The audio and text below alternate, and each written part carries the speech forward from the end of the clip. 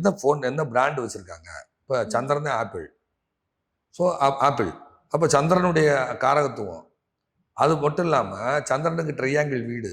இதில் எந்த பிளானெட்டு அவங்க குடும்பத்தில் மேட்ச் ஆகுது, அதை வச்சு இன்னைக்குள்ள டிரான்சிட்டை வச்சு அவங்களுக்கு பலன் சொல்கிறேன். இப்படிதான் விஷயம். இப்படிதான் விஷயமா இருக்கு. எது எடுத்தாலும் சரி, எந்த பொருள் எடுத்தாலும் சரி. அதான் ஒரு உதாரணமாக சொன்னேன்ல, ஒரு குருநாதர் அஸ்வினி ஹேர் ஆயிலோட ஒரு அம்மா வர்றாங்க. அஸ்வினி நட்சத்திரத்தை சொல்லிட்டு இருக்காரு. ஸோ இது எல்லாமே ஏற்கனவே எல்லாம் செஞ்சதுதான். யார் ஒன்றும் புதுசாக ஒன்றும் கண்டுபிடிக்கல.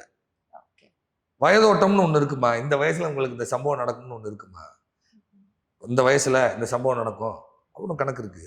நான் சொல்லல, லக்கணம் 12 கிடத்துக்கு சுற்றி வந்துடும். ஒரே லக்கணமா நான் சொல்றது இல்லைன்னு சொல்ல வரேன். உங்களுக்கு என்ன திசை நடக்குது, என்ன புத்தி நடக்குது, அதுதான் லக்கணமா வேலை செஞ்சுட்டு இருக்கோம் கடந்த நிகழ்காலத்துல. ஆனா பிறப்பு லக்கணம்னு ஒண்ணு இருக்கும், அது பேஸ். இன்னைக்கு என்ன பிரச்சனை, அவர் பிறந்தது 1972. இன்னைக்கு அவர் வயசு என்ன, இன்னைக்கு தவந்துட்டு இருப்பாரா?